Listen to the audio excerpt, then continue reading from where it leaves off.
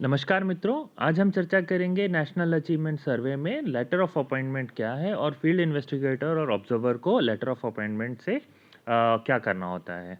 तो सबसे पहले हम जानेंगे लेटर ऑफ अपॉइंटमेंट की ज़रूरत नेशनल अचीवमेंट सर्वे में क्यों है। जो लेटर ऑफ अपॉइंटमेंट है ये आपका एक तरीके से एक आईडी है जिसमें आपका नाम लिखा होता है और आपकी जानकारी लिखी होती है, बेसिक जानकारी। और उसमें आपके स्कूल जहाँ पे सर्वेक्षण होने वाला है, जहाँ पे सर्वे होने वाला है, उस स्कूल की जानकारी और उसका यूडाइस नंबर लिखा होता है और किस क्लास के लिए आप जा रहे हैं, नॉमिनेट किए गए हैं, आपका चयन हुआ है, वो लिखा होता है। तो यहाँ से आपको अपने स्कूल पता चल जाएगा, किस स्कूल के लिए जा रहे हैं और किस क्लास के लिए आपको असेसमेंट जो है सर्वे करना है, वो होगा। तो सबसे पहले ये डाउनलोड करने के लिए हम जानेंगे कि NAS की जो साइट है nas.education.gov.in, तो हमको यहाँ लॉगिन करना पड़ेगा और अपने फील्ड इन्वेस्टिगेटर या ऑब्जर्वर लॉगिन में हम जब जाएंगे तब हमको यहाँ पर जो डैशबोर्ड है वहीं पर ऑप्शन हमको नीचे स्क्रॉल करेंगे तो मिल जाएगा। तो वहाँ पर आपको डिटेल्स मिलेंगी आपके ऑब्जर्वर जो आपके साथ हैं। अगर आप एफआई हैं तो एफआई हैं तो आपको ऑब्जर्वर की डिटेल भी मिल जाएगी, आपके साथ कौन ऑब्जर्वर रहने वाला है, और अगर आप ऑब्जर्वर हैं तो आपको एफआई की डिटेल वहाँ पर दिख जाएगी। तो यहाँ पर आपको जाके लेटर ऑफ अपॉइंटमेंट डाउनलोड करना है, इस पर क्लिक करेंगे तो लेटर ऑफ अपॉइंटमेंट जो है आपका डाउनलोड हो जाएगा। ऐसा कुछ दिखेगा। लेटर ऑफ अपॉइंटमेंट जो होता है एक एक्नॉलेजमेंट मिलेगा साथ में, जहाँ पर आपको आपका नाम लिखा होगा और आपके जो आपने फ़ोटो अपलोड की है वो लिखा होगा और साथ में उसका क्यूआर कोड होगा वेरिफिकेशन के लिए और आपका एफआई या ऑब्जर्वर नंबर होगा नीचे। तो इस तरीके से कुछ बेसिक जानकारी जो है आपको लेटर ऑफ अपॉइंटमेंट में मिल जाएगी।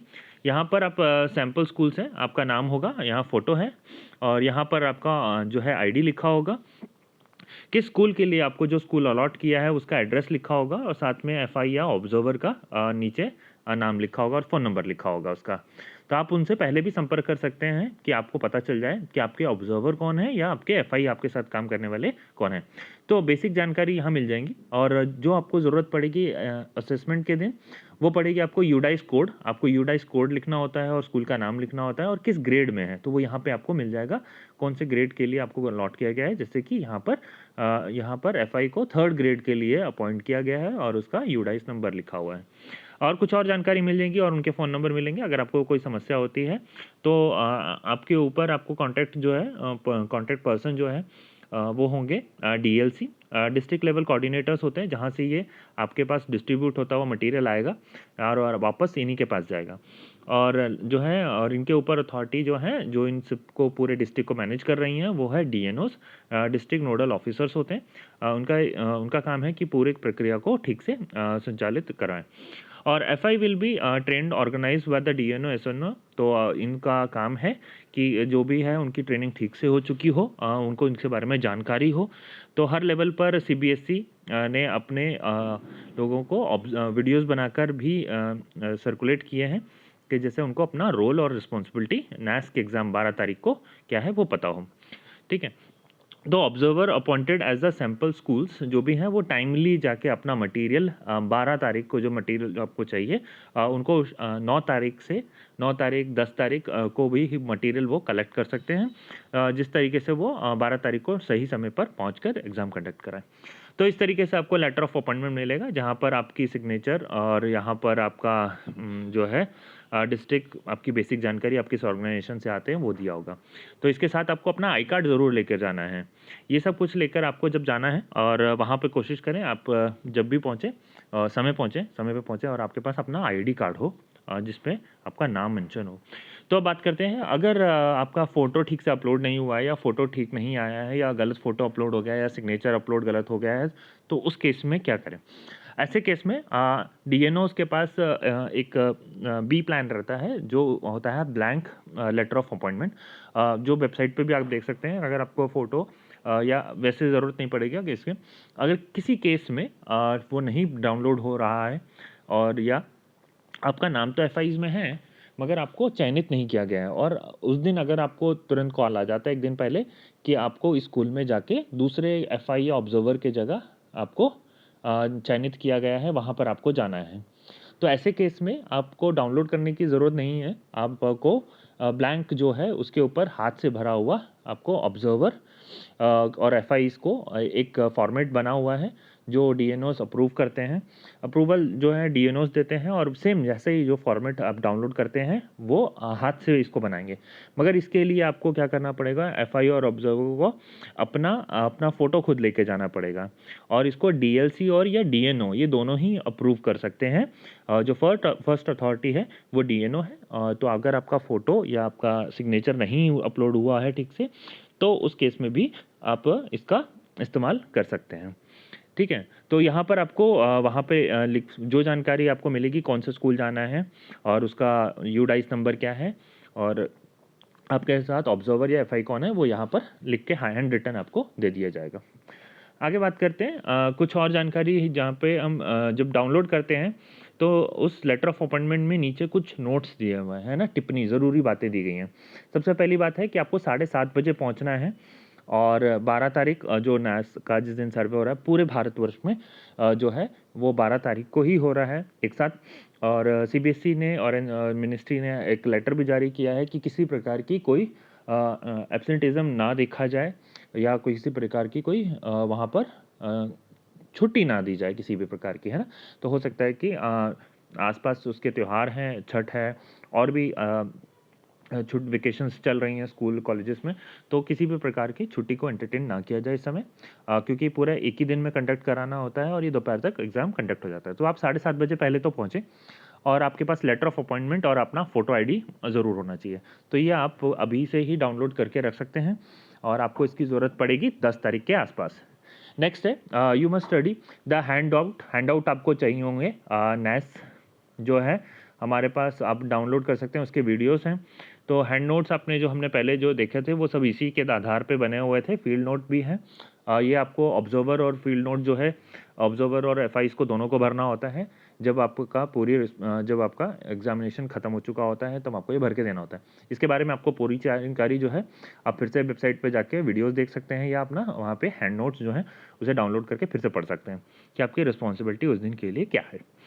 ऑब्जर्वर नेम और मोबाइल नंबर वहाँ पे दिया हुआ है। एफआईज़ चाहे तो उनको फ़ोन करके उनसे बात कर सकते हैं कि आप का मोड ऑफ ट्रांसपोर्ट क्या है, आप कैसे पहुँचेंगे, कहाँ पर स्कूल है, क्या आपको लोकेशन पता है कि नहीं। ये सारी जो है थोड़ी बात आपकी कर सकते हैं नैस का जो जहाँ पे स्कूल में असेसमेंट होने वाला है।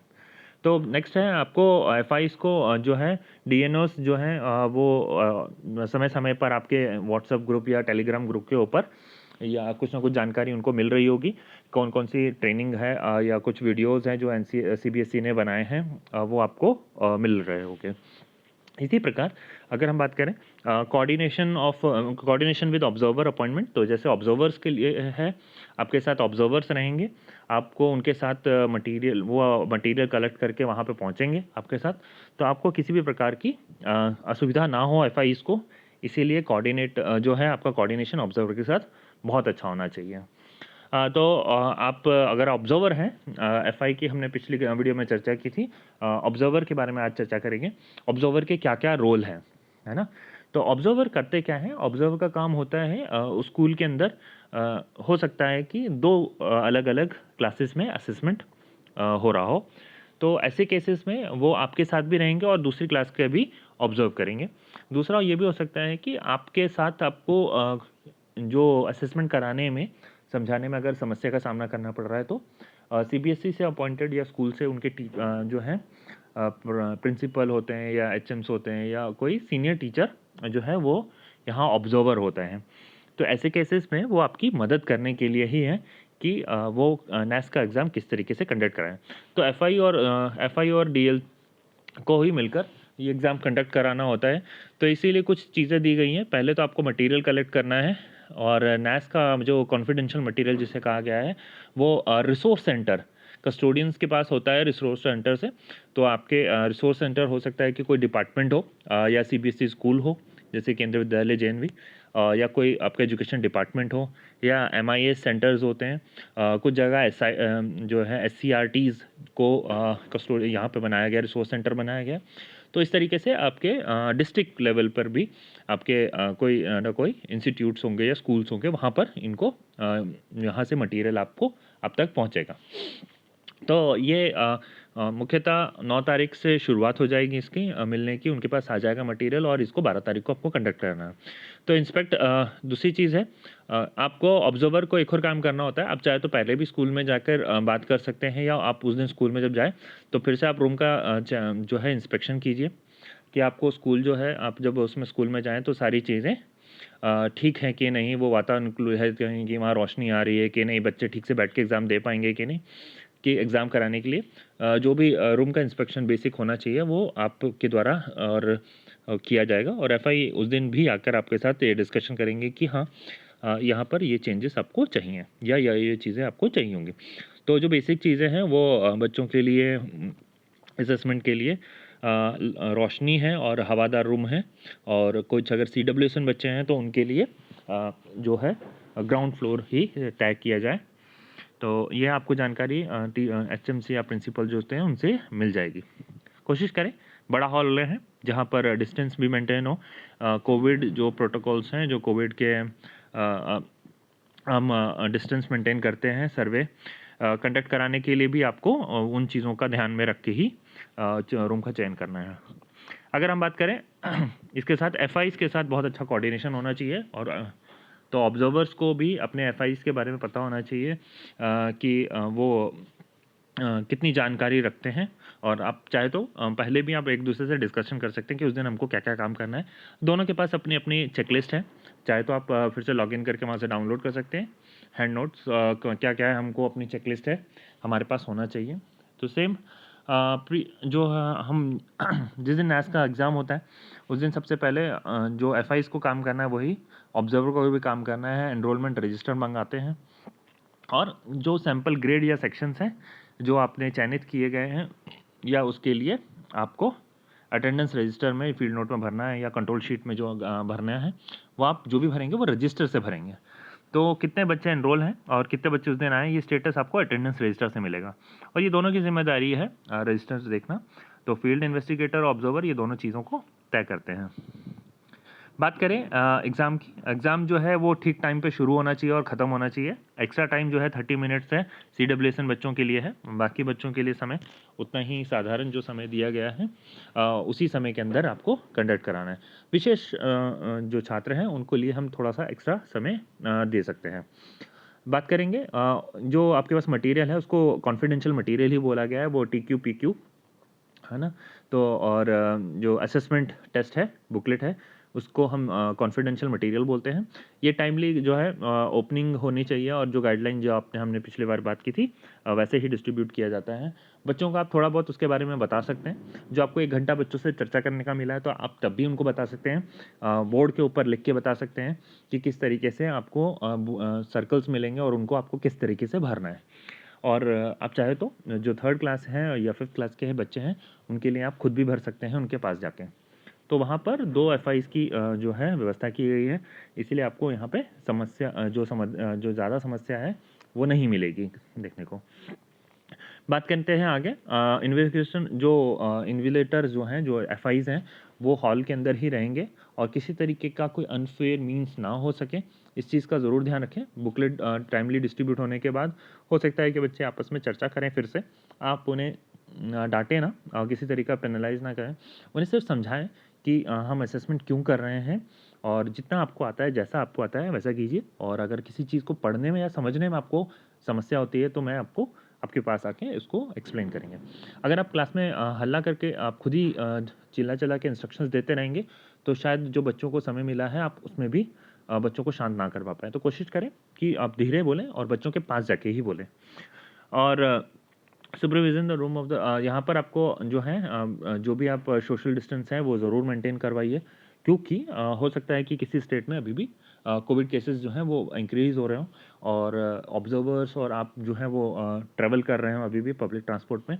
तो कोशिश कीजिए बच्चों के पास जो है उनके बीच में एक डिस्टेंस मेंटेन रहे और वहाँ पर रूम के अंदर शांति भी बनी रहे। तो ये दोनों चीज़ों का आपको ध्यान रखना पड़ रहा है पड़ेगा और जो हमने बात की विशेष बच्चे हैं उनके लिए आपको ग्राउंड फ्लोर का ही चुनाव करना है। आगे बात करते हैं 3rd ग्रेड और 5th ग्रेड में जो है ओमार फिल भरने का इंस्ट्रक्शंस जो है असिस्टेंट स्टूडेंट है वो भी आप कर सकते हैं, चुनाव कर सकते हैं और चाहे तो आप खुद भी भर सकते हैं। और ऑब्ज़र्वर भी जो है कुछ समय तक क्योंकि जब एग्ज़ाम शुरू होता है तो शुरुआत में ऑब्ज़र्वर और एफआईज़ रूम में ही रहते हैं, क्लासरूम में ही रहते हैं उनके साथ ही एफआईज़ के साथ। फिर ऑब्ज़र्वर के पास कुछ और भी ज़िम्मेदारियाँ उनको और भरना होता है। तो उसके बाद वो जा सकते हैं, चाहे तो वो एफआईज़ के साथ कोऑर्डिनेशन करके भी ओमआर शीट्स को भरवाने में या पैकिंग करवाने में जब ख़त्म हो जाएगा उसका क्वेश्चनेयर को उसका काम कर सकते हैं उनके साथ। तो ये डिपेंड करता है कि आपके और एफआईज़ के बीच में कितनी समझ है। तो बात करें आगे पीपल पीक्यू के बारे में बात करते हैं। पीपल क्वेश्चनेयर्स है, बच्चों को आधे घंटे का समय और दिया जाता है जिसमें उनको पीक्यू भरना होता है। असेसमेंट के बाद जो मेन असेसमेंट है जब वो खत्म हो जाता है उनका, जो लर्निंग आउटकम आधारित होता है, उसके बाद बेसिक क्वेश्चन बच्चों से पूछे जाते हैं उनके बैकग्राउंड्स के बारे में, उनके परिवार के बारे में या स्कूल कोविड के बारे में, कैसे स्कूल्स चले उसके बारे में कुछ बेसिक क्वेश्चंस हैं जो बच्चों से पूछे जाते हैं। और इसको भरवाने के लिए आप इंटरेक्टिव मेथड भी जो है आप चाहे तो बात कर सकते हैं बच्चों से, चर्चा कर सकते हैं और बच्चे इसको भर देते हैं, है ना? तो जनरली इसको छोटी क्लासेस में 3rd और 5th क्लास में आप खुद ही क्वेश्चन को पढ़ देते हैं और बच्चे उसका आंसर लिखते चले जाते हैं। तो बच्चों को पढ़ने का जो है जो समय है वो जो समझने का है, क्वेश्चन को ठीक से समझ पाएँ कि नहीं, वो बच जाता है। तो आप तीसरी और 5वीं क्लास में इसको पढ़ के भी सुना सकते हैं क्लास के अंदर। और बात करते हैं ऑब्ज़र्वर और भी जो क्वेश्चनेयर्स हैं वो सारे ऑब्ज़र्वर द्वारा ही कंडक्ट किए जाते हैं या भरवाए जाते हैं। तो जिनमें से मेन होता है टीचर क्वेश्चनेयर। तो असेसमेंट शुरू होने के आधे 1 घंटे बाद जो है आप टीचर के पास जाते हैं। उनके पास वो टीचर्स जो हैं वो आपके क्लासरूम में नहीं आ सकते हैं, कॉरिडोर में नहीं घूम सकते हैं, वो उस दिन स्टाफ रूम में रहते हैं। तो आप उन्हें कहें कि आप स्टाफ रूम में ही रहें और जिस क्लास का असेसमेंट हो रहा है उसी क्लास के टीचर्स का भी आपके पास असेसमेंट करने की लिस्ट होगी किस टीचर का करना है। तो आप उनके सब्जेक्ट टीचर से ही ये टीक्यू है ना टीचर क्वेश्चनेयर भरवाते हैं। और एचएम जो स्कूल का एचएम है उससे भरवाते हैं आप स्कूल क्वेश्चनेयर। तो ये आप टीचर्स को दे दीजिए इंडिविजुअल और वो भरते हैं। कोशिश कीजिए वो टीचर जो है वो खुद ही भरें इसको या आप उनसे बातचीत करके भी इसको भर सकते हैं, समझा सकते हैं कि किस तरीके से भरना है। मगर दूसरे टीचर का इन्वॉल्वमेंट ना हो इसको भरते हुए, इस चीज़ का ज़रूर ध्यान रखें। होता क्या है अगर आप 3rd क्लास के मैथ्स के टीचर को अगर ये दे रहे हैं क्वेश्चनेयर, तो वो कोशिश करते हैं कि मैं नहीं भर पाऊँगा, उसको ऐसा लगता है, अपनी क्षमता को कम समझते हैं, तो वो दूसरे टीचर के साथ बैठ के इसको भर देते हैं, है ना? जो हो सकता है कि वहाँ स्कूल का सीनियर टीचर हो या वो एचएम के पास जाके बैठ के इसको भर देंगे। तो ये उस टीचर का इंडिविजुअल है इसको आपको उसी टीचर से बोलना है कि आप इसको इंडिविजुअली ही भरें, है ना? तो यहाँ पे भी अनफेयर मीन्स जो है उसका ध्यान रखना बहुत ज़रूरी है।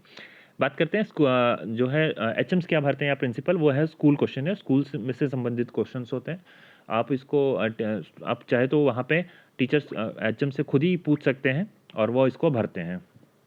हाँ, या आप उनसे भी उनको भरने के लिए इसकी मदद कर सकते हैं। हो सकता है कि उनको भरने में समस्या हो तो मगर आप उनका समाधान कर सकते हैं। उनको उसके आंसर ज़रूर पता होंगे मगर आप पूछते जाएँगे। यहाँ पे उनको भी आपको सर्कल ही करना होता है।